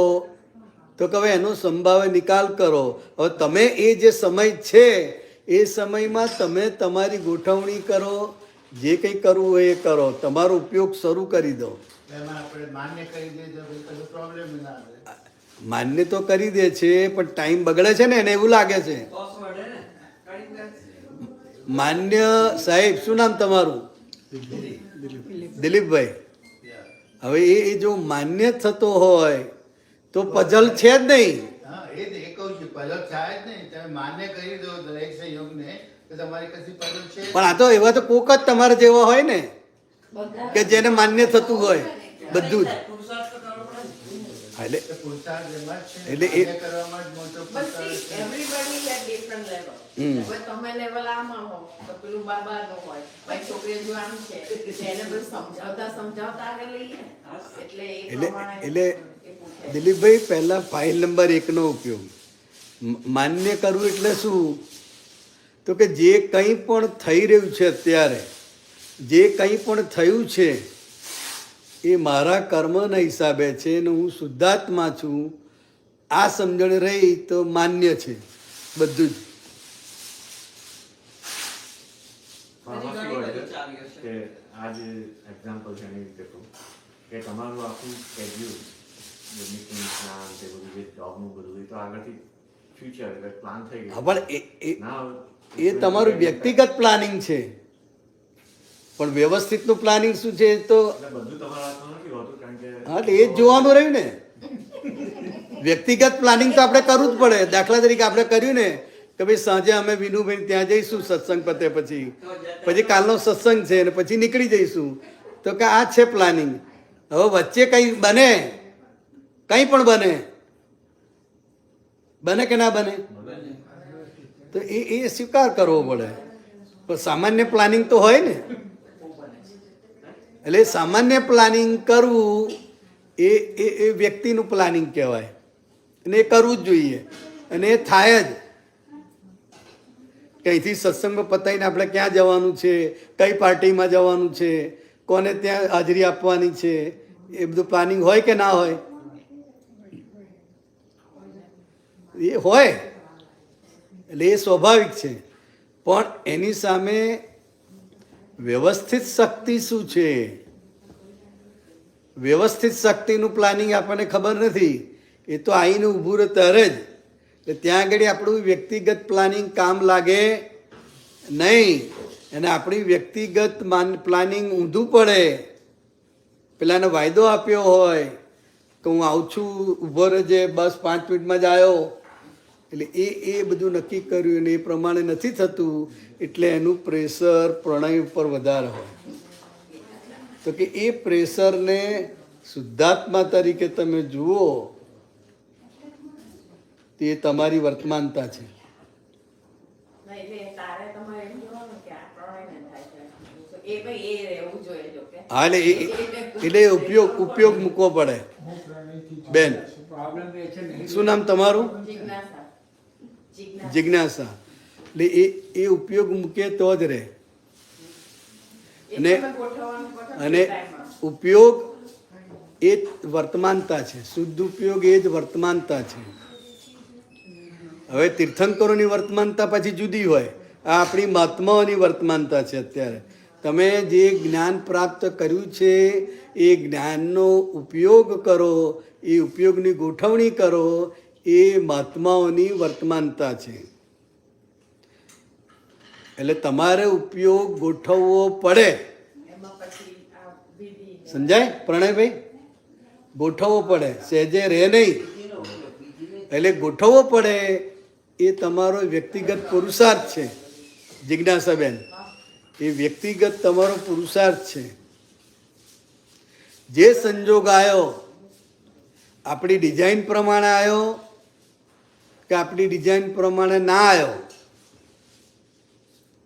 એ વખતે હું શુદ્ધાત્મા છું અને આ પ્રણયભાઈ ઊંચા નીચા થયા કરે છે. કારણ કે એણે નક્કી કર્યું છે એટલે ઊંચા નીચા થાય છે. કંઈ નક્કી ના કર્યું તો ઊંચા નીચા થવાય? એટલે આપણે જ જે ડિઝાઇન દોરેલી છે, ટાઈમ આપેલો છે, એ આપણને ઊંચા નીચા કરાવડાવે. હવે એ પ્રણયભાઈને જુએ તો એ વર્તમાનતા છે. બહાર તો કઈ ચેન્જ કરી શકે એમ નથી. પ્રણયભાઈ ઊંચા નીચા થાય છે એને ચેન્જ કરી શકે એમ નથી. તો પોતે શુદ્ધાત્મા છે, એ ભાવ, એ ઉપયોગ, એ એની વર્તમાનતા. સમજાય પ્રણયભાઈ? વર્તમાનતા આ છે. હવે અમે બીજો એક સવાલ એટલે એ મારો નથી જરા જોરથી બોલજો, મારી ડોટરનો કારણ કે આમાં આવે ને. મારી ડોટરનો છે. હું એને કહું કે ભાઈ સામેવાળામાં શુદ્ધાત્મા જોવાના છે. એને હમણાં ગઈકાલે પરમ દિવસે અમે વાત કરતા હતા, એમને કીધું કે શુદ્ધાત્મા જોવાના પણ કેવી રીતે જોવાના, શું જોવાનું? બરાબર. એ આત્મનું જોવાની વાત. હવે એ મહાત્માઓના આ પ્રશ્ન છે કે શુદ્ધાત્મા જોવા પણ દેખાતા નથી કે છે. માણસ દેખાય છે, એટલે એ શું જોવાનું છે એ તમને સમજણ પાડો. દાખલા તરીકે તમે મંદિરે દર્શન કરવા જાઓ છો ને, તો આપણે બોલીએ છીએ શું કે હું ભગવાનના દર્શન કરવા જાઉં છું. આપણી શ્રદ્ધામાં પણ એ જ છે કે હું ભગવાનના દર્શન કરવા જાઉં છું. અને આપણને દેખાય છે શું? ભગવાનની મૂર્તિ. કે ભગવાન દેખાય છે? હજુ નથી પણ મૂર્તિ દેખાય છે. મૂર્તિ દેખાય છે. પણ આપણી શ્રદ્ધામાં શું છે? ભગવાન છે. તો કે ભગવાન છે. તમારી શ્રદ્ધા દ્રઢ થયેલી છે, માટે તમે એને પ્રાર્થના કરશો, વિનયપૂર્વક બેસશો, વિનયપૂર્વક ઉઠશો, ગમે તેમ નહીં કરો. કારણ કે તમારી શ્રદ્ધામાં શું છે કે ભગવાન છે. એટલે શ્રદ્ધાએ કરીને ભગવાન છે દરેકની અંદર, તો કે એ દ્રઢ કરો, દેખાય નહીં. આ જે શુદ્ધાત્મા ભગવાન કેવળ જ્ઞાને કરીને વિઝિબલ છે, પણ અત્યારે આપણી શ્રદ્ધા, અત્યાર સુધી આપણે ખાલી કાકા જ જોયા આપણા કે વાઈફ જોઈ, પણ અંદર શુદ્ધાત્મા છે. તો કે આ બે દ્રષ્ટિનો ઉપયોગ થાય ત્યારે પછી એક્ઝેક્ટનેસ આવે ને. એટલે એવી રીતે આ મૂર્તિના દર્શન કરો છો અને અંદર તમારી શ્રદ્ધા છે કે હું ભગવાનના દર્શન કરું છું. જેટલી તમારી શ્રદ્ધા દ્રઢ એટલો તમારો વિનય, વર્તન, વાણી, ભક્તિ બધું એની મેળે ભાવથી આવે. જેટલી શ્રદ્ધા દ્રઢ છે એના આધારે. તો કે એવી જ રીતે આ બધી જીવતી મૂર્તિ છે ને જીવતી, અને ખરેખર ભગવાન છે. એને એક કે એનો રૂમમેટ જો પ્રોબ્લેમ થાય ને ડોગમાં, આનું એક્ઝામ્પલ જ છે. તો એટલે અમે એને કહીએ કે જો એનામાં શુદ્ધાત્મા છે, એને શુદ્ધાત્મા જો એમ. એટલે શુદ્ધાત્મા રૂમમેટ જેવું ના જોઈએ. બસ ખાલી એક આ રીતે ના જોવું, પણ આ બે દ્રષ્ટિથી જોવું. એટલે આ બે દ્રષ્ટિથી જોવું, બે દ્રષ્ટિથી સમજવું, એ જ એક્ઝેક્ટનેસ છે.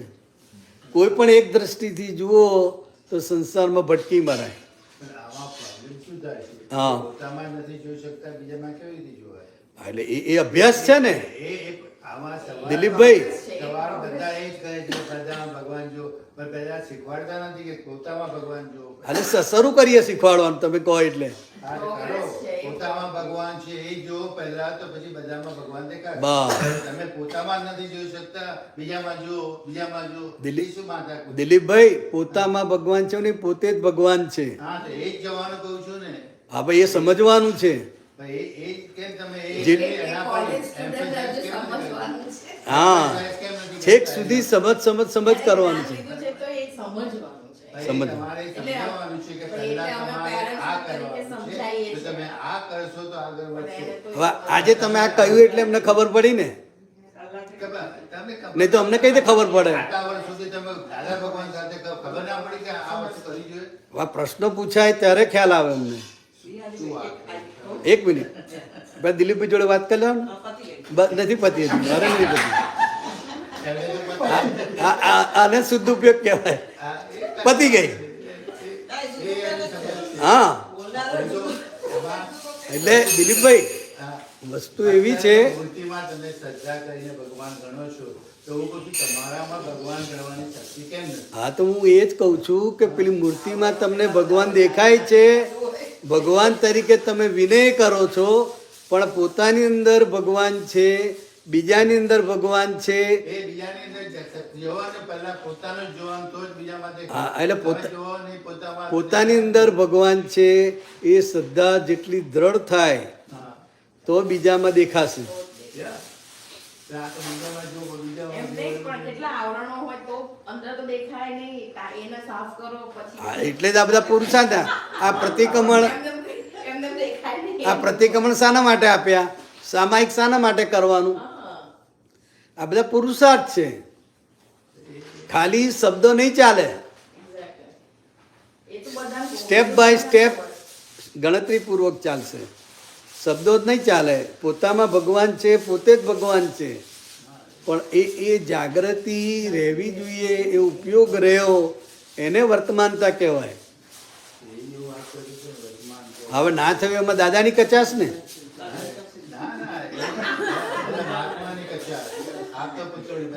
અચ્છા. મહાત્માની કચાશ. હા, તો એ તો ખબર. બધાની ના બોલતા, મહાત્મા એમ બોલો કે આ દિલીપભાઈની કચાશ છે. બધાની બોલશો તો તકલીફ થશે. હા, હું તો કહું છું. આ દિલીપભાઈની કચાશ છે એવું બોલવાનું. મારી જ કદાચ. બસ. વાત કરતો. અને એ રીતે સમજશો તો ઉકેલ આવશે. ખ્યાલ આવ્યો દિલીપભાઈ? એટલે આખું અક્રમ વિજ્ઞાન વ્યક્તિગત છે, પુરુષાર્થ પણ વ્યક્તિગત છે. પોતાની જાતે તમે તમારા વાઈફને નહીં સમજાઈ શકો અને તમારા વાઈફ તમને નહીં સમજાઈ શકે.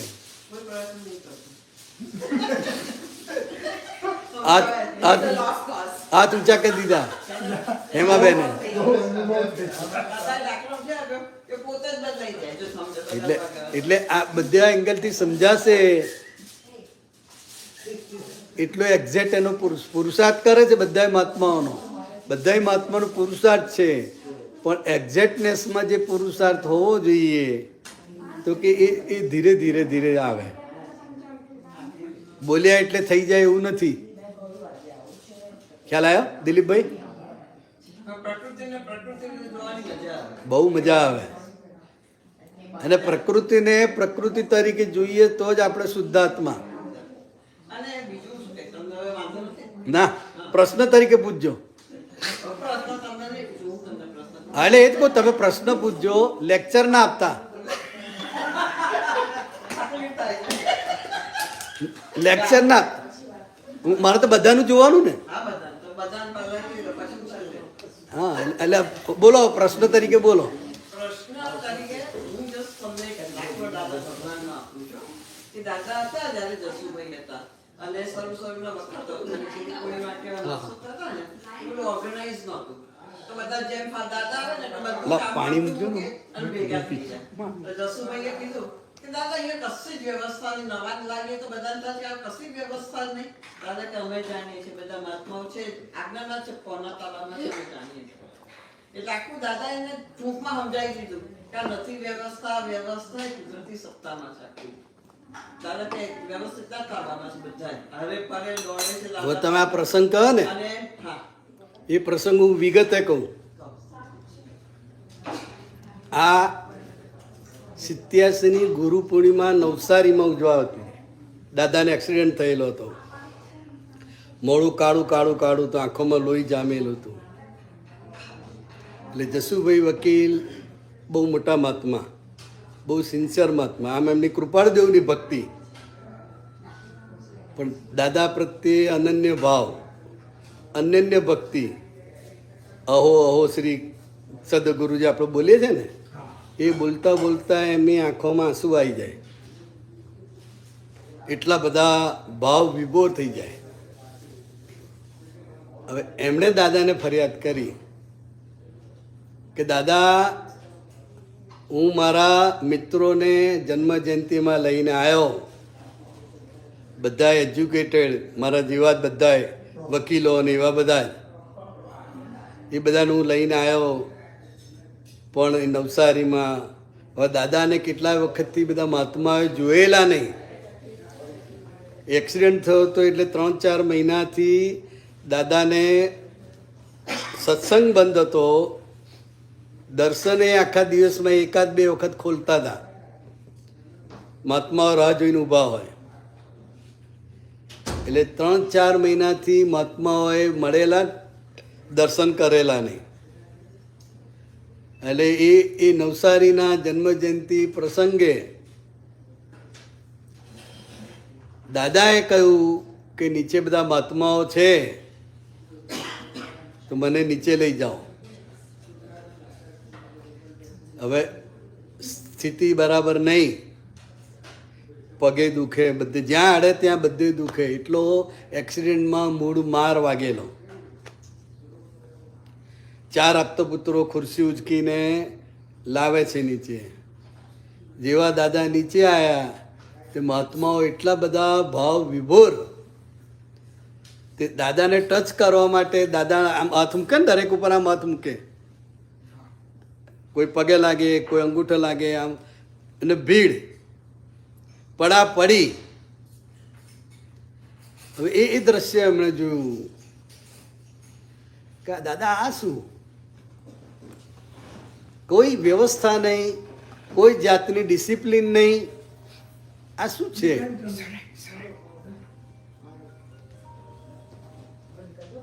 હવે મહાત્મા પડાપડી કરે. આપતા પુત્રોએ ખુરશી ઉચકેલી હતી. અમારે એક આપતા પુત્ર આગળ હતા ખુરશીની. તે મહાત્માઓ જે આવે ધસારો થાય તો આમ આમ કરીને ધક્કા મારતા હતા. મહાત્માઓ રોકતા હતા કે દાદાને દુખે નહીં, દાદાના પગ ઉપર પડે નહીં, એટલે આમ કરીને કરે. દાદા એને આમ ટપલી મારી માથામાં. રોકવાના નહીં, કોઈ નહીં. હવે જે પેલા આપતા પુત્રો રોકતા હતા એ દાદાને તકલીફ ના પડે એટલા માટે દાદા એને ટપલી મારીને ઈશારો કર્યો કે રોકતા નહીં. બધાને દર્શન કરવા દીધા, દર્શન કર્યા. હવે આ જે પડાપડી થઈને ચારે બાજુથી 1000-1500 મહાત્મા હોય ને ચારે બાજુથી જે ધસારો થાય, પેલા તો બધા એજ્યુકેટેડ માણસો તે તો સાઈડમાં જ જતા રહે, અને એ કંઈ દર્શન કરવા આવે આવી જાય એટલે સાઈડમાં રહી ગયા.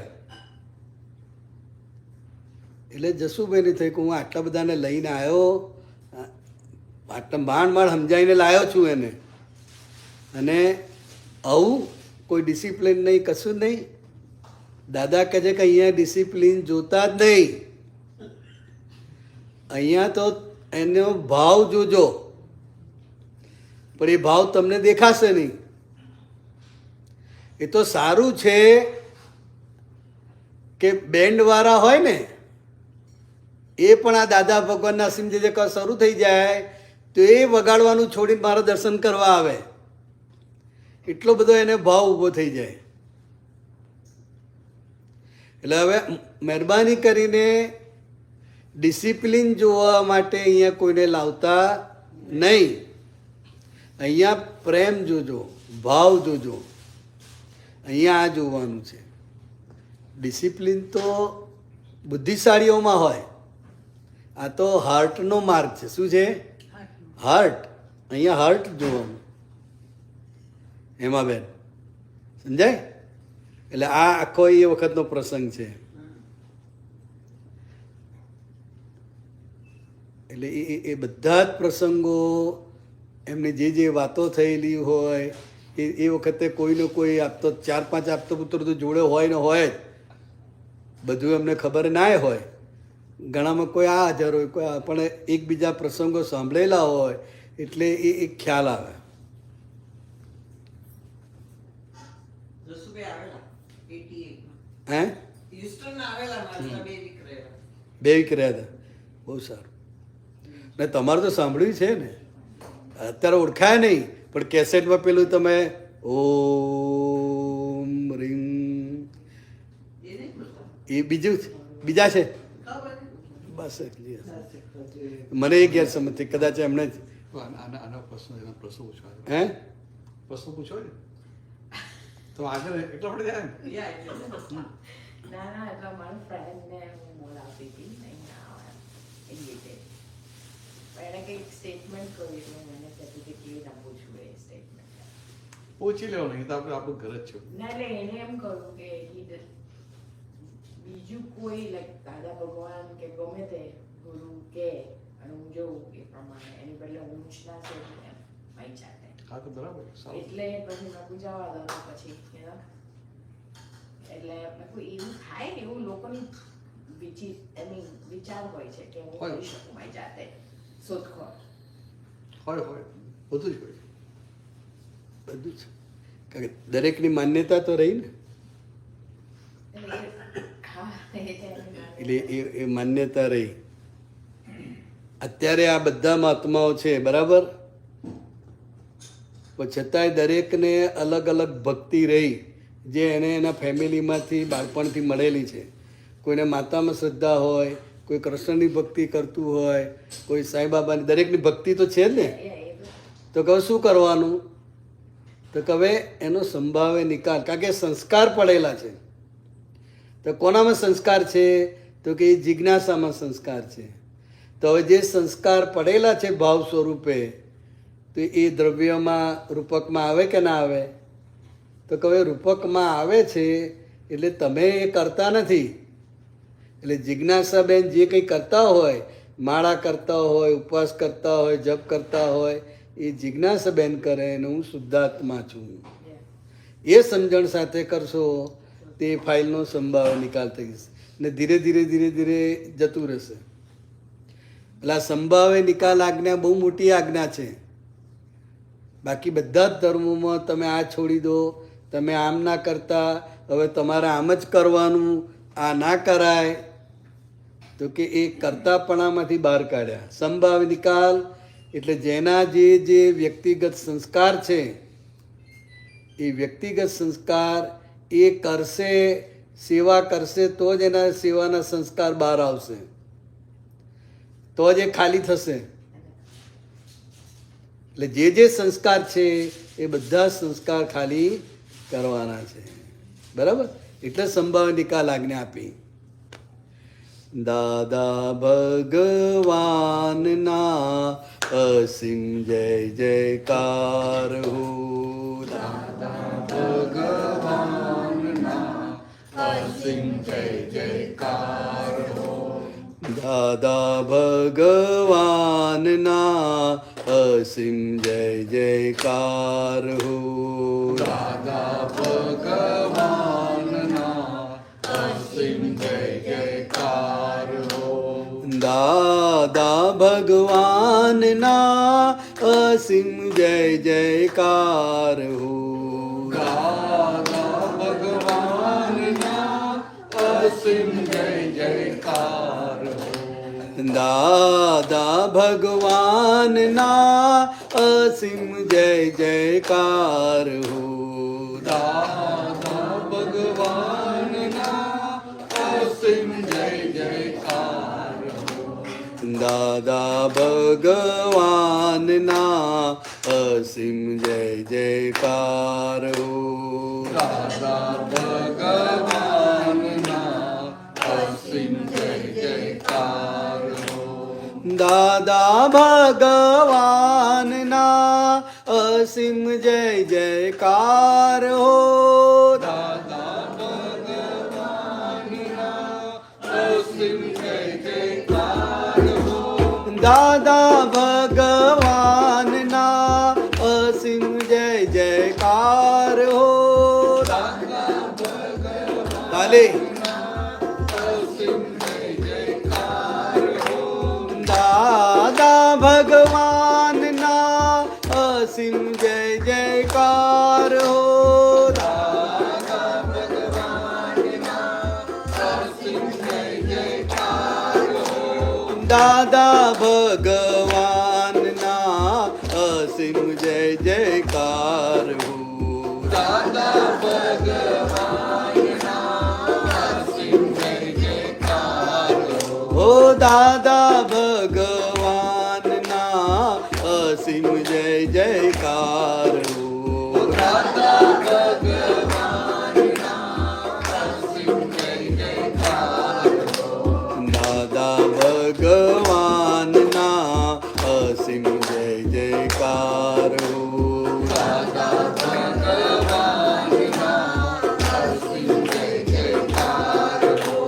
દાદા ભગવાનના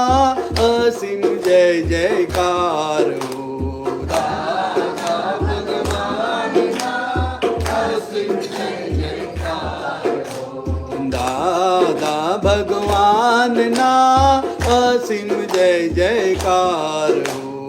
દાદા ભગવાનના અસીમ જય જયકાર હો. દાદા ભગવાનના અસીમ જય જયકાર હો. દાદા ભગવાનના અસીમ જય જયકાર હો. દાદા ભગવાનના અસીમ જય જયકાર હો.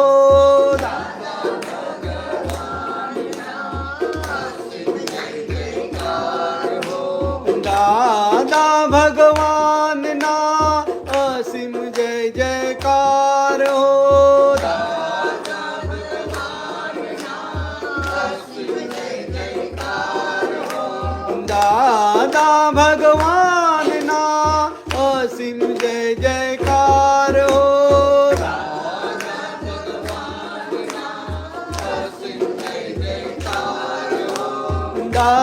ભગવાનના અસીમ જય જયકાર હો.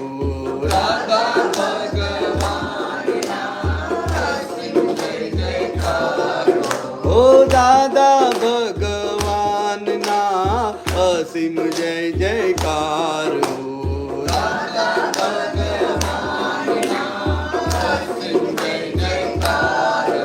ઓ દાદા ભગવાનના અસીમ જય જયકાર હો.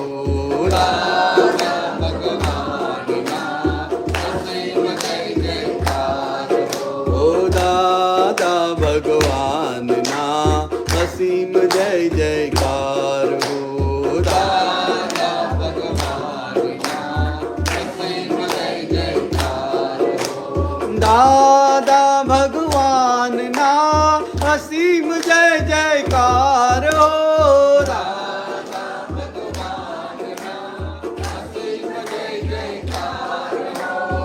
દાદા ભગવાનના અસીમ જય જયકાર હો. દાદા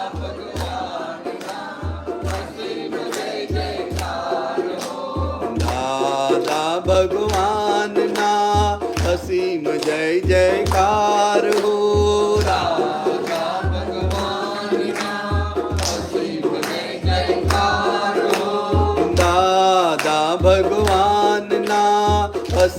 જય જયકાર હો.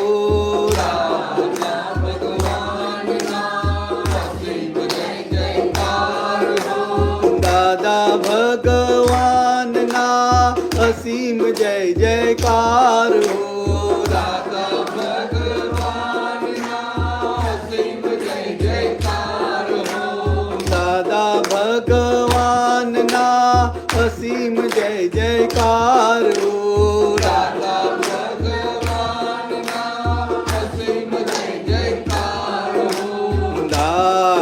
ભગવાનના અસીમ જય જયકાર હો. દાદા ભગવાનના અસીમ જય જયકાર હો.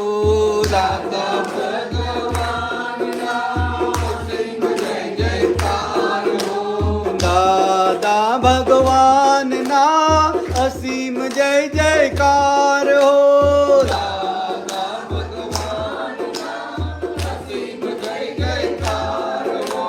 દાદા ભગવાનના અસીમ જય જયકાર હો.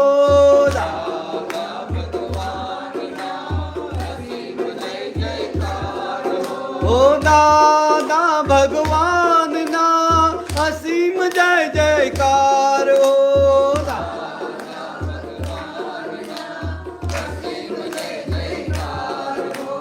દાદા ભગવાનના અસીમ જય જયકાર હો. ચાલે ચાલે. દાદા ભગવાનના અસીમ જય જયકાર હો.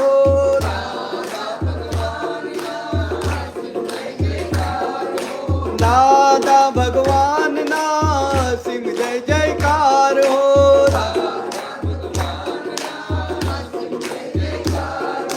દાદા ભગવાનના અસીમ જય જયકાર હો.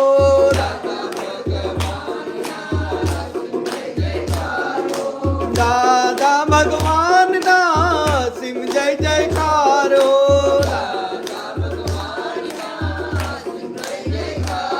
ઓ દાદા ભગવાનના અસીમ જય જયકાર હો.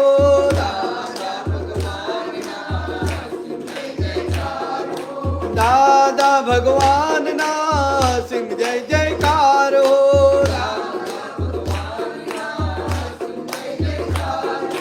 દાદા ભગવાનના અસીમ જય જયકાર હો.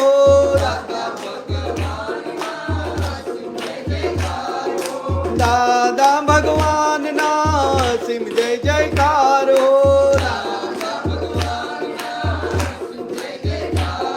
ઓ દાદા ભગવાનના અસીમ જય જયકાર હો.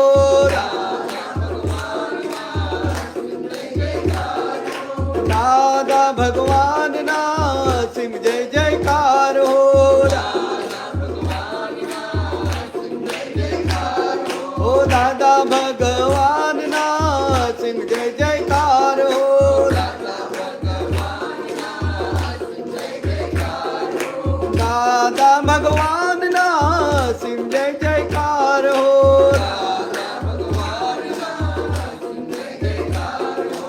દાદા ભગવાનના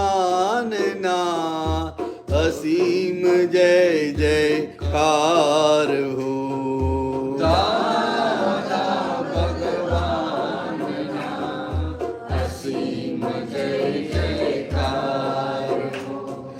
વારસ અહો દાદાના, સુરવીર તારે લાવજો, કાયર બનો ના કોઈ દી, કષ્ટો સદા કંપાવજો, રે સિંહના સંતાનને, શિયાળ તે શું કરી શકે, મરણાંત સંકટ મેટકે, તે ટેકના ધરનાર છે. જગતભરના સંત પુરુષોનું યોગ બળ, જગતભરના સત્પુરુષોનું યોગ બળ અને પ્રગટ જ્ઞાની પુરુષ દાદા ભગવાનનું યોગ બળ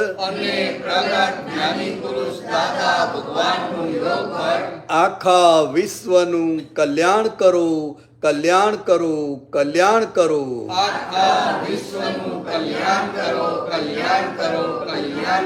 અને કલ્યાણ કરવાનું નિમિત્ત બનવાની અમને પરમ શક્તિ આપો, શક્તિ આપો, શક્તિ આપો.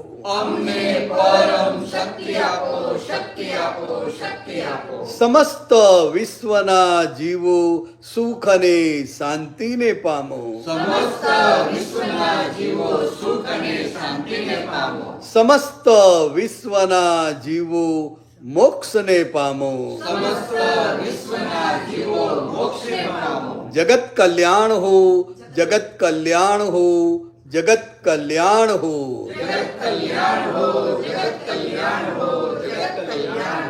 જય સચ્ચિદાનંદ, જય સચ્ચિદાનંદ, જય સચ્ચિદાનંદ.